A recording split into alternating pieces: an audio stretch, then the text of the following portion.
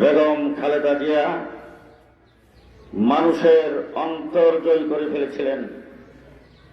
তার দেশপ্রেম, জনগণের প্রতি তার ভালোবাসা, তিনি গত 17 বৎসর চরম নির্যাতনের ভিতরে একটি কথাই বলেছেন, এ দেশ আমার, এই মাটি আমার, আমি এই দেশেরই সন্তান, এদেশের জনগণের সাথেই থাকতে চাই, বিদেশে আমার কোনো ঠিকানা নাই। অনেক চেষ্টা করে, অনেক চাপ দিয়েও দেশের জনগণ থেকে ওনাকে আলাদা করতে পারে নাই। আমাদের ইচ্ছা ছিল, আশা ছিল, আল্লাহ পাকের দরবারে আমরা বারবার দোয়া করেছি, বর্তমানে কৃষিবাদ মুক্ত হওয়ার পরে বাংলাদেশের জন্য বেগম খালেদা জিয়ার মতো একজন নেতৃত্ব থাকা প্রয়োজন ছিল।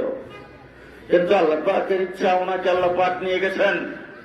আমরা এখন দোয়া করব, কামনা করব শহীদ প্রেসিডেন্ট জিয়াউর রহমান সাহেবের এবং বেগম খালেদা জিয়ার একমাত্র সন্তান, তারুণ্যের অহংকার জনাব তারেক রহমান সাহেব যেন আগামীতে দেশ জাতির নেতৃত্ব দিতে পারেন।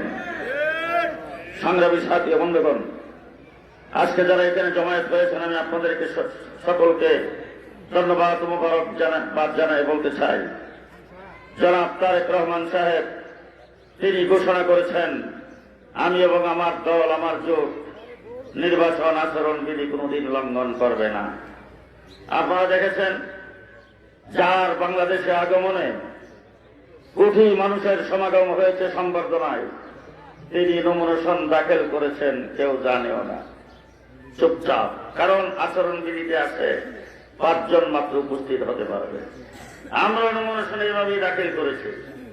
দ্বিতীয় নম্বর হল, আমরা আচরণবিধি লঙ্ঘন করব না, আচরণবিধি মেনে চলতে চাই। সুতরাং কেউ যদি আচরণবিধি লঙ্ঘন করে, তার ব্যাপারে অ্যাকশন নেওয়া প্রয়োজন। খোলা জিপে উঠে মোটর সাইকেলের বহন নিয়ে ঘোরাফেরা করে যারা, তাদের বিরুদ্ধে আচরণবিধি লঙ্ঘনের পদক্ষেপ তাদের বিরুদ্ধে নেওয়া দরকার।